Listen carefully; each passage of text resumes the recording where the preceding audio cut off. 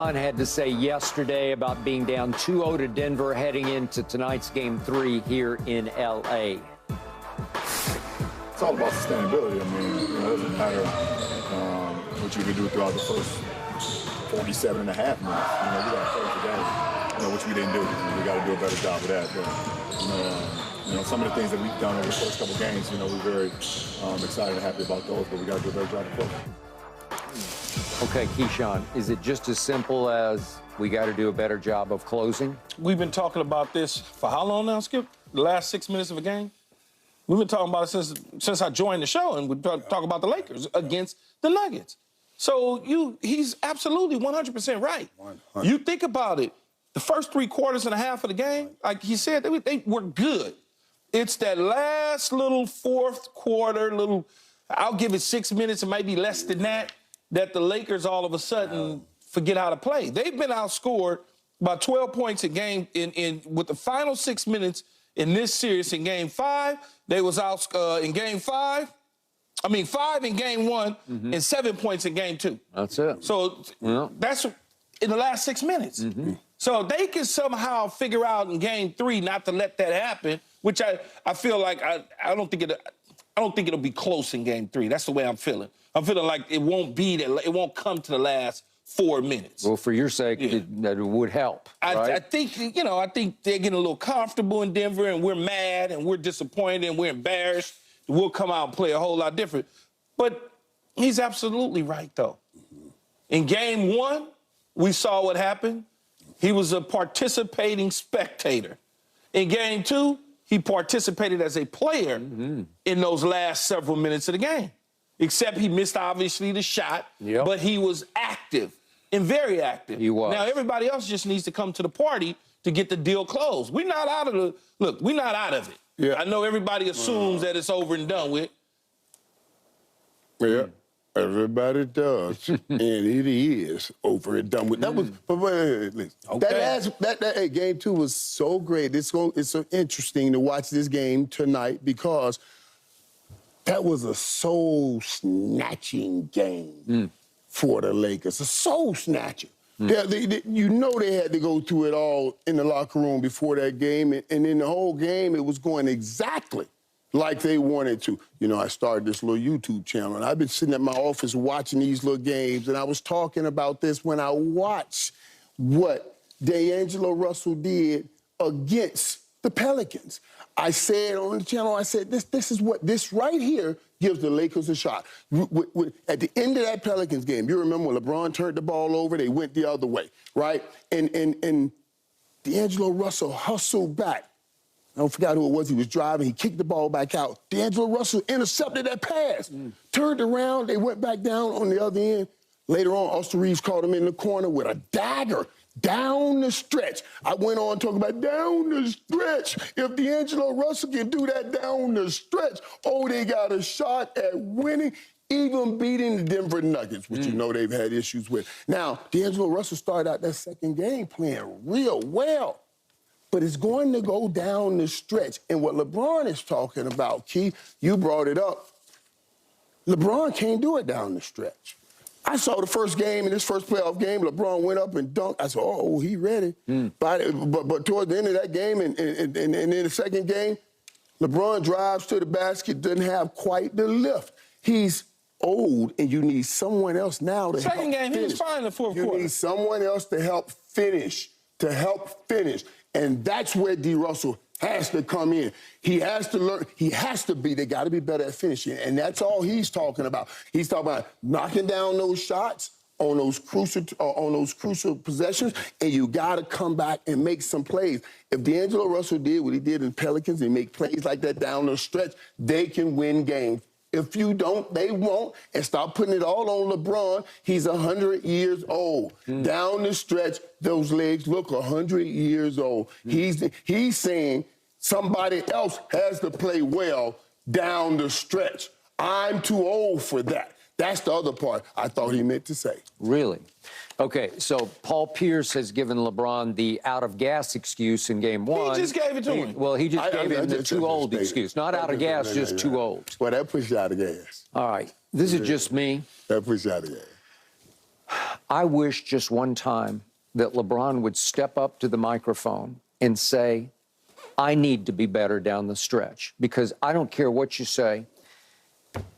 For a long stretch of that game, too, for maybe 7 minutes of the fourth quarter, he was spectacular. He was vintage. He was classic. He was epic, LeBron James. He hit the back-to-back threes. He stole the ball from Jamal and went down and dunked on Jamal. Yes. He drove it to the hoop, and Yes. he finished. Unfortunately for the game, he finished 4 out of 11 at the rim, 4 out of 11. So 7 times he did not get the ball up and over the rim. Back to your point, do you just not have the lift anymore? I see it in spurts. Maybe he can't, the operative word he just said was sustainability. Maybe he doesn't have sustainability at age 39. But look, if you have the highest IQ in basketball, and a lot of people think you're the greatest player in the history of basketball, then you should own that. You should say, you know what, I got to be better down the stretch. Just one time, you send a message to your teammates, I'm going to be better tonight closing this game. Even if it requires me just getting the ball to the right places at the right times, because the other night, AD did not come to the party, and I blame LeBron in part for that, because they quit pick and rolling the way they had in the first quarter or the first half. AD was 11 out of 12 in the first half and scored 24. In the fourth quarter, he takes one early shot and disappears the rest of the fourth. He's better than that. LeBron is better than that. LeBron showed you, almost to a fault, how great he can be. And then, unfortunately for him, he wound up with that wide-open three. I think it shocked him even. I don't think he was ready for it psychologically. Like, wait a second, this just happened?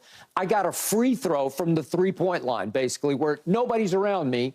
And he just left it a touch off and a touch short. And it didn't go in, but it's a legacy shot that you owed your team, where you got to make one of them. Just you got to make one, because you got to break the spell, because it's a psychological stranglehold that Denver has on you right now. And then their closer just takes the damn ball and goes to the other end and makes a shot over the long arm of the law of Anthony Davis that just crushes the Lakers' soul. But put the backstory on Murray's closing. Yeah. Now, he, unlike D'Angelo Russell, he wasn't playing great. No. He didn't have the greatest game, but when he got that ball late, I always say greatness requires you to play great late. I don't care how you play the rest of the game. Well, greatness will require you to play great late, because that's where the game is won. Thank you. And Murray said, okay, I'm part of greatness, and he plays great late. So are you saying that LeBron isn't great because he missed that three? No.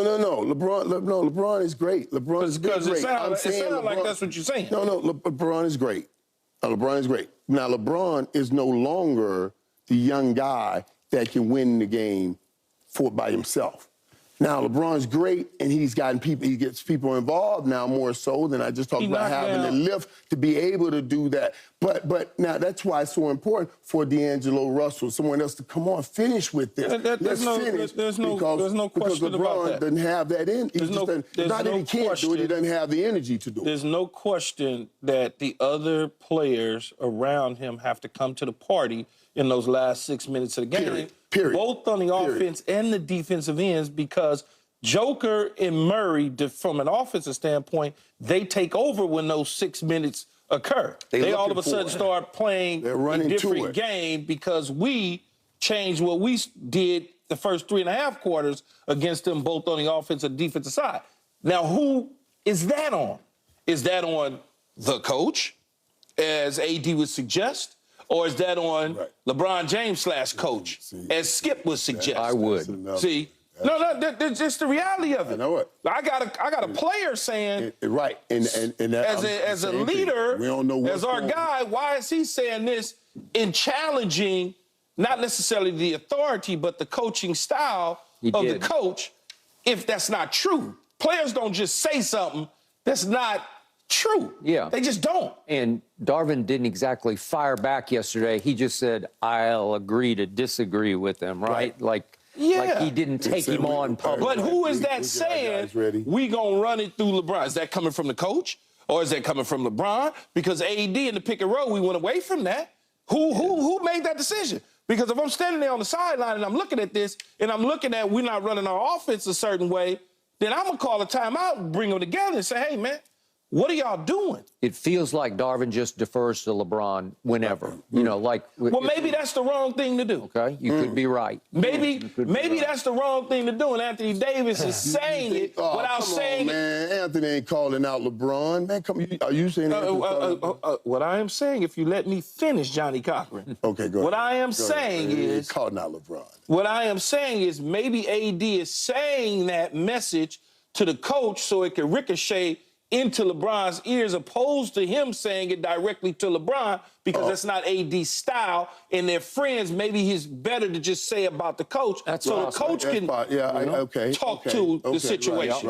Right. All right. Right, that's possible. Okay, Keyshawn. I got you. Keyshawn. I got you. Do you still believe that LeBron James at age 39 in year 21 has the ability to impose his will on the Denver Nuggets in the last 2 minutes of tonight's game? Yes, I do. I do too. Yeah, I just believe. He just did it the other night, but nobody else came to the party. Okay, but you got to make that shot. You got there. I understand when we start comparing Kobe and Jordan and all them to LeBron, he needs to hit that shot. You just got to make that shot. You have to hit the shot if you're LeBron James, because great players in this league for many years have hit those last shots to close it out. For the sake of your team, you just need to make one. I understand that. And maybe if it requires it he ain't tonight, gonna make all of them. No, he's not. But this has gone on for 6 straight fourth quarters, 6 in a row, where you have come up short late in 6 straight fourth quarters. You got swept, and then game 1 and game 2. Even the non-participation game in game 1, you owe your team. You just got to say, okay, that's enough of this. I'm sick and tired of it. I'm going to. I don't know why. It was a good look, a good shot. He lined it up. It just went in and out. But LeBron has closed out many games. Yeah. LeBron has closed out many games. Unfortunately, not against the Nuggets. Obviously, it's not that he has an inability to do it. It's just he's older. He's older, and there's a lot of weight on him. There's a lot of weight.